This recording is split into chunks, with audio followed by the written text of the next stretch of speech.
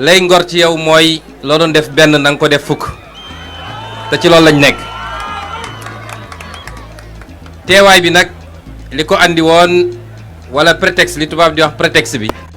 mooy lay gi tax ñu teew fii tey donte waruñoo soxla lay pour ñëw fii nga xam ne dañ fay bokk muy suñu dëkk waaye lay gi mooy inauguration siège u Fissel moo tax dinaa waxtaan ak yéen ci ñaari tomb bu ci njëkk day doon tomb politique bi ci tegu nag doon tomb bi nga xam ne mooy li ñuy liggéey ci mbirum état parce que bëri na lu ñu fi yëkkati ci ay mbébét ci ay doléances loolu état moo ciy tontu donte président Pastef moo teew fi tey démb ak barki démb moo fi daan teew dama fi teew ci turu président Pastef dong waaye léegi dina jafe fépp fu ma teg tànk ñu mën a ràññetle président parti bi ak premier ministre bi moo tax li ëpp li ñuy teg ci suñu loxo ci ay doléances jàpp naa ni premier ministre la ñu waxal.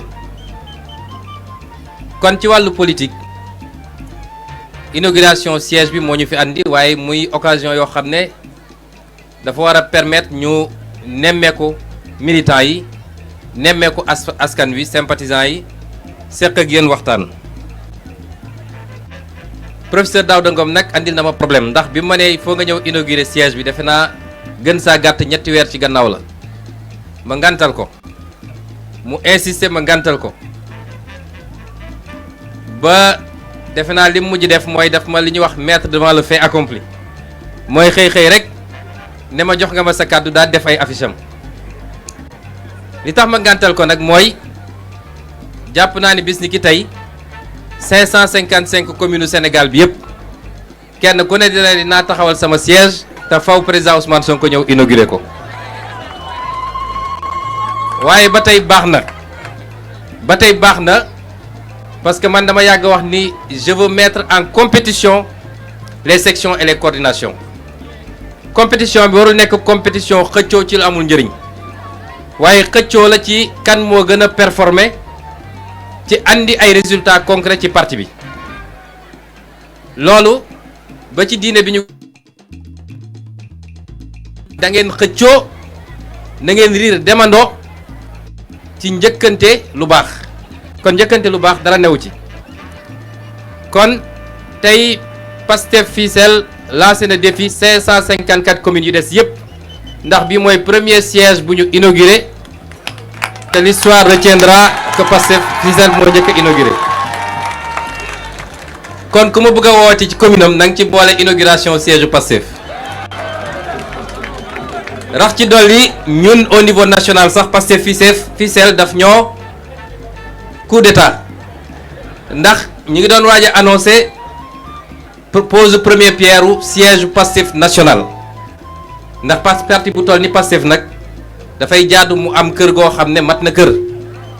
ñu fay def suñuy activité nationale waaye ku jóge ci commune wala jóge ci département boo ñëwee pour activité ndakaaru nga mën a ñëw fekk ñu def ko ci condition yu gën a rafet te loolu mënuñu ko continuer di def ci ay hôtel nit ñaa ngi naan loué hôtel waaye li ko andi mooy siège ba ñu am fële VDN mënul jël lu mat ay 100 personnes suñu waree daje fenn loolu tax léeg-léeg suñu def yenn activités ñu dem obligé loué ab salle waaye Pastef Fissel ñoom njëkkante nañu ba tey li ñu waroon a annoncé ñoom njëkk nañ ñu si waaye lu baax la may félicité waa Pastef Fissel yëpp nag di leen félicité di leen encouragé yéen ñëpp secrétaire général bi Daouda Sène Mbaye Sène defe naa professeur Daouda tudd na ko léegi ak ñeneen ñoo xam ne mën naa ne membre fondateur lañ ci Pastef ci parti bi fi dara newul nga xam ne boo newoon Pastef ñëpp naan luy loolu ñoom ca la ñu ñëw kon ñooñu ñu ngi leen di félicité waaye di beral félicitation particulière waa monsieur le ministre Daouda Ngom yéen waa Fissel dama leen bëgg a wax ni war ngeen am fierté am doom gu mel ni Daouda Ngom Daouda Ngom cadre la intellectuel la te li xam-xamam màcc jëm ci gëm naa ni kenn gënu koo xam fii ci Sénégal Daouda Ngom militant bu engagé la ànd ceeg discipline ak discrétion léeg-léeg boo moytul sax mën nga koo fàtte ndax moom du imposer boppam du réclamer du xëccoo loolu moom mun naa ko seede ci moom. waaye Daouda Ngom àndandoo la compagnon la boo xam ne bu fiable bu loyal te kenn gënu koo xam nag lan mooy doctrine ak valeur ak gis-gisu parti bi.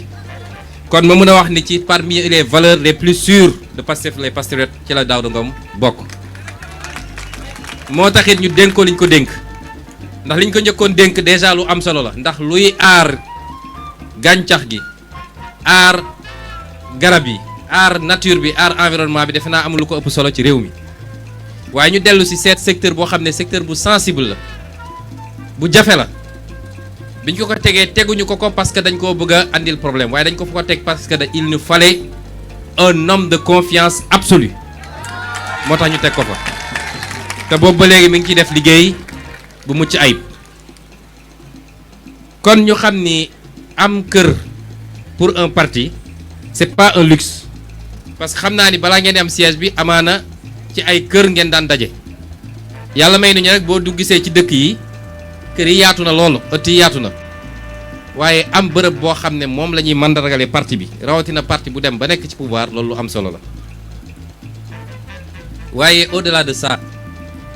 ma lancer un appel aux militants aux militantes tey kenn dootul présenter Pastef te loolu gannaaw yàlla seen taxawaay la yéen les militants et les militantes du méritu keneen du sama mérite du méritu bureau politique du méritu conseil national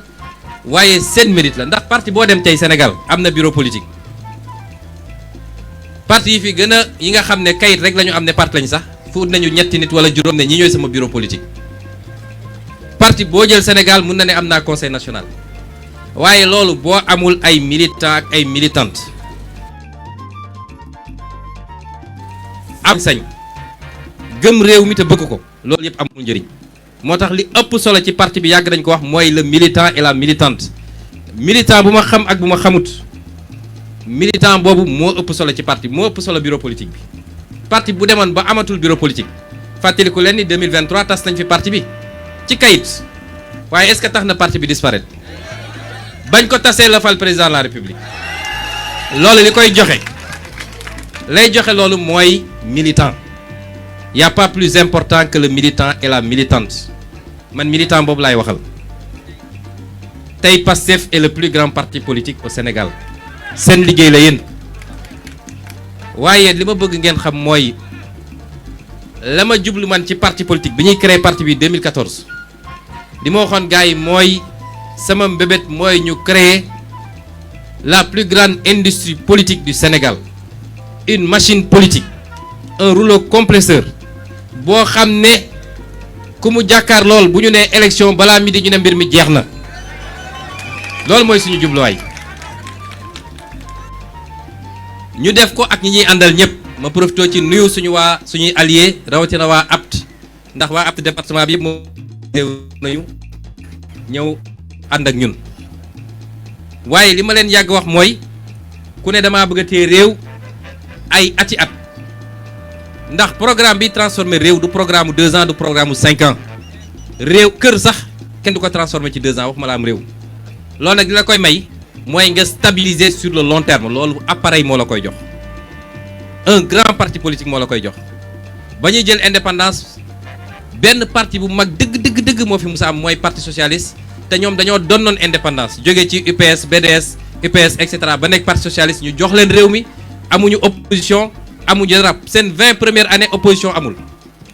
1960 ba 1974 ñoom doo nga fi ne woon kon loolu taxoon ñoom ñu doon parti bu rëy amoon appareil boo xam ne waxuma la village boo dem waaye kër goo dem di nga fa fekk waa PS boobu ba léegi li fi nekk jàpp naa ni des na ba léegi mu nekk parti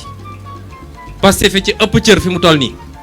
waaye bu dee fi mu ne nii la ñu yor nii man samay mbébét mooy ñu multiplier ko par 2 multiplier ko par 3 téye réew mi téye bu dëgër ndax nag ku am gis-gis bu ñu am yéene gu ñu am mbëggeel gi ñu am ci réew mi sa loxoom set ba mel ni Pastef amul ci réew mi ci Pastef rek la am kon pour ñu mun a doxal li ñuy doxal faw rek ñu continuer di liggéey ci ñaari fànn bi ci njëkk mooy nañu bàyyi coow li suñu diggante xiiroo beeg ŋaayoo bi ak xëccoo bi amul solo réew mi bu baaxee ñëpp la baaxal kon rawatina ci li ñuy dëgmal fii Fissel kenn ku ne mën na ne man damaa bëgg a nekk maire de Fissel kenn ku ne am na sañ-sañ bi ndax politique ambition la waaye loolu warul ko teg ci kaw li nga xam ne moo ñu boole mooy l'intérêt du parti et l'intérêt du pays ba tax xëccoo boobu mën a andi ay noonoo ay mbañeel wala mu mën a andi ay division ba nit ñi préféré sax bu dee dañu tànn kenn ci parti bi ñu dem jàppale keneen ko bokkul ci parti bi loolu na ci waa Pastef génn amoon na ci 2022 ñu toléré woon ko waaye nañu xam ni loolu mënul wéy ci parti bi nañu takk suñu ndigg parce que su doon xëccoo jiite dong lañu jiital ci parti bi amaana tey kon duñu am président de la République parce que mënoon naa ne su dul man kenn du nekk candidat kon loolu mooy li ñu leen jàngal li am solo mooy ñu téye mbir mi te jublu ci liggéey kon bàyyi leen xëccoo bu ëpp bi kenn ku ne mun na ne bëgg naa ne candidat parti bi am na ay règles yu mu teg bu candidat amee di ngeen waxtaan bu ngeen amee consensus wasalaam bu amul ngeen dem militant de base yi daal di tranché ne kii moo ñu gënal bu loolu amee nag keneen ki nga xam ne gañewul na ñëw ànd ak ki gañe jàppale ko ci campagne bi mu yëla mayo xam ni ëllëg turam dina ñëw incha allah amaana li koy xaar sax moo ëpp poste maire ndax 2022 nit xëccoo na poste maire ba mer ba xawoon a gedd te tey ministre la nit da ngay jiital yàlla loo bëgg jiital ci yàlla na nga def li nga war a def yàlla kon Pastef tey parti bu mag la te c'est grâce à vous nañu continuer liggéey bi gën a takk suñu ndigg te bañ les diversions te xam ni nag kujjee nu mu métti léeg-léeg nga jàkkaarloog nit xeex bi métti lool daloon nañ ci diggante 2021 ba 2023 ñun mënuñu gisati lu ñu jaaxal ba jege sax période boobu loolu mënatul am dañ lay wax boo jàmmaarloog nit di xeex ba ci yàlla daf ñu naan wa in yamsaskum qarhan faqad massal qawmu qarhan misluhu borom bi nee nañu léeg-léeg nga jëflanteeg noon mbir mi métti ba nga bëgg a yuuxu xamal ne jamono jooju noon bi li muy yéeg moo ko gën a métti fuuf moo tax yuuxu jaru ko loolu tax suñu gars yi di yuuxu suba ba ngoon jot ñi nga ca presse bi di wax parce que dafa métti ci ñoom wax ju ñaaw ak tuumalaate rek la ñu am mais amuñu leneen li gën a métti seen xol mooy lii mënatuñu ko am mënuñu génn ba gis askan wi kon xam leen ni méttit bu amee yéen waa Pastef bu ngeen amee benn bu leen métti ñi ngeen jàkkaar loolu am nañu téeméer yu leen métti moo tax li ci des mooy jublu ci liggéey bi liggéey boobu nag daf ci am wàll boo xam ne wàllu nguur la waaye balaa may wax ci wàllu nguur dama wax léegi dama bëgg parti bi continuer di yaatal leen ko bu leen soxore kenn bu leen tëjal buntu kenn ku ñëw loxoom set te musul xaabaabal ba ëppal suñu digganteeg moom bu ñëwee ubbi leen ko bunt yi tekkiwul ni day ñëw toog seen kaw bopp nag tekkiwul ni day ñëw it ngeen teg ko benn paria ci biti waaye continuer leen yaatal waaye continuer leen dugg ci dëkk yeeg dëkkaan yi dem waxtaan ak nit ñi professeur Daouda fàttali na léegi fi ñu jaar 2022 bi ñu fiy def nemmeeku tour métti woon na fu ñu romb gendarmerie topp ñu département de Mbour bi munoo def 200 mètres grenade lacrymogène sànniwuñu la ko dugg nañ fii ci dëkk yi ba benn guddi jour boobu presque xaw naa fa ngàdd gendarme ba mu ñëw fekkuñu ba ci biiru kër bi ñu doon defee réunion ne day tas réunion boobu fii ci Mbour bi ñu fa demee ci Joal ci biir jàngu bi lañ ñu fekk ci biir jàngu bi fi ñuy recevoir loolu souvenir la waaye li muy waree rek mooy dëggu ak fit ak wóolu yàlla ku ko àndal ci ndam rek ngay dëkk loolu moo ñeen ndam gi tey kon loolu mooy li ñu leen di continuer di dénk ci wàllu état nag wax ngeen fi mbébét yu bëri dinañ ci liggéey léegi jël naa yoon bi ñëw ba fii dama woo ministre Déthié Fall woo ko ne ko Déthié fan ngeen toll ci yoon bi nga xam ne moo war a jógee Caajaay dem Fissel continuer ba Ndondol yegg Ndangalma yoon boobu 42 kilomètres la ma ne ko nag partie bii nga xam ne moo jox diggante Caajaay ba Fissel moom warul jafee def